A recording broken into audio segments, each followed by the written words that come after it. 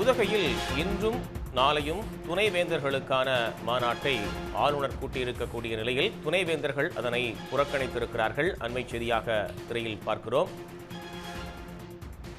கோவை பாரதியார் பல்கலைக்கழக துணைவேந்தர் பொறுப்பு குழுவில் உள்ளவர்கள் யாரும் அந்த மாநாட்டிற்கு செல்லவில்லை என்பது அண்மை தகவல்.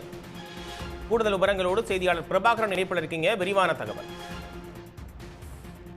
தமிழ்நாடு ஆளுநர் ஆர்.என். ரவி தலைமையில் இன்று உதகையில் இருக்கக்கூடிய ராஜ்பவனில் தமிழ்நாடு அரசு மற்றும் தனியார் பல்கலைக்கழகத்தினுடைய துணைவேந்தர்கள் மற்றும் பதிவாளர்களுடைய ஆலோசனை கூட்டம் என்பது 2 நாள் மாநாடு என்பது நடைபெற இருக்கின்றது. இதில் துணை குடியரசுத் தலைவர் கலந்து கொள்ள இருக்கின்றார். கல்வி சார்ந்து பல்வேறு மேம்பாடுகள் தொடர்பாக இதில் ஆலோசிக்கப்பட இருப்பதாக சமீபத்தில் ஆளுநர் மாளிகையிலிருந்து வெளியான தகவல்கள் செய்திக்குறிப்பில் குறிப்பிடப்பட்டிருந்தது. மிக முக்கியமாக சமீபத்தில் தமிழ்நாடு முதலமைச்சர் தலைமையில் துணைவேந்தர்கள் மாநாடு நடைபெற்று பல்வேறு அவர்களுக்கு அறிவுறுத்தல்கள் உயர்கல்வியை மேம்பாடு அடைவு தொடர்பாக ஒரு அறிவுறுத்தல்கள் கொடுக்கப்பட்டிருக்கின்றன.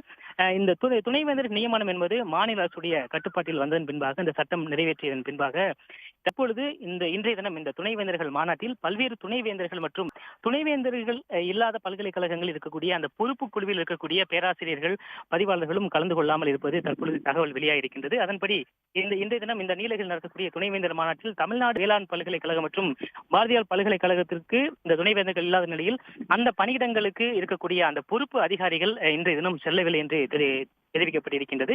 தமிழ்நாடு வேளாண் பல்கலைக்கழக பொறுப்பு துணைவேந்தர் தமிழ்வேந்தன் அந்த மாநாட்டில் கலந்து கொள்ளவில்லை என்றும், அதே போல துணை ஜனாதிபதி வேளாண் பல்கலைக்கழகத்திற்கு வர இருப்பதால் அந்த நிகழ்ச்சி ஏற்பாட்டை மேற்கொள்வதற்காக சென்றிருப்பதாக தெரிவிக்கப்பட்டிருக்கின்றது. அதே போல கோவை பாரதியார் பல்கலைக்கழகத்துடைய துணைவேந்தர் பொறுப்பு குழுவிலிருந்தும் யாரும் இந்த உதகையில் இருக்கக்கூடிய மாநாட்டில் கலந்து கொள்ளவில்லை என்ற தகவல் வெளியாகிருக்கின்றது. அதே போல நெல்லையில் இருக்கக்கூடிய மனோன்மணியம் சுந்தரனார் பல்கலைக்கழகத்தினுடைய துணைவேந்தர் சந்திரசேகர் ஏற்கனவே கொடுத்திருக்கக்கூடிய அழைப்பில் பல்வேறு காரணங்களை குறிப்பிட்டிருக்கின்றார்.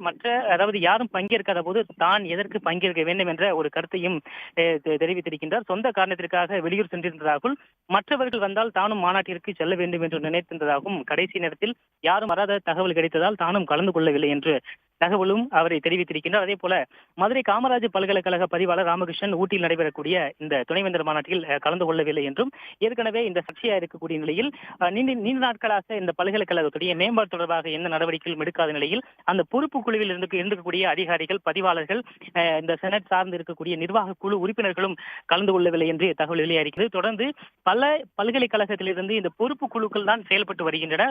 கிட்டத்தட்ட ஒரு 6 பல்கலைக்கழகங்களுக்கு மட்டுமே மாநில அரசுடைய உயர்கல்வித்துறையின் கீழ் செயல்படக்கூடிய பல்கலைக்கழகங்கள் உட்பட துணைவேந்தர்கள் இருக்கின்றார்கள். மற்ற பல்கலைக்கழகங்களில் முழுவதுமாக பதிவாளர்கள் மற்றும் பொறுப்பு துணைவேந்தர்கள் பொறுப்பு குழு ஆகிய மட்டுமே நிர்வாகம் செய்து வருகின்றன. இந்த தினம் ஏற்கனவே இந்த துணைவேந்தர்கள் நியமனம் என்பது ஏற்கனவே தமிழ்நாடு அரசு எடுத்து வரக்கூடிய நடவடிக்கை, அதே போல இந்த நியமனங்கள் மாநில அரசுடைய கட்டுப்பாட்டில் இருப்பதால் பல அதிகாரிகள் இன்றைய தினம் இந்த மாநாட்டில் கலந்து கொள்ளவில்லை என்று தகவல் வெளியாகிருக்கின்றது. தொடர்ந்து பல்வேறு தகவல்களும் வெளியான வண்ணம் இருக்கின்றன. பலரும் தங்களுடைய கருத்துக்களை தெரிவித்திருக்கின்றார்கள். பலரும் முன்கூட்டியே சொந்த காரணங்களுக்காகவும் குடும்ப நிகழ்வுகளுக்காகவும் முன்கூட்டியே திட்டமிட்டிருப்பதால் கலந்து கொள்ளவில்லை என்ற தகவல்களையும் சிலர் தெரிவித்திருக்கின்றார்கள். உடனுக்குடன் செய்திகளை தெரிந்து கொள்ள சன் நியூஸ் பெல் ஐகானை கிளிக் பண்ணுங்க.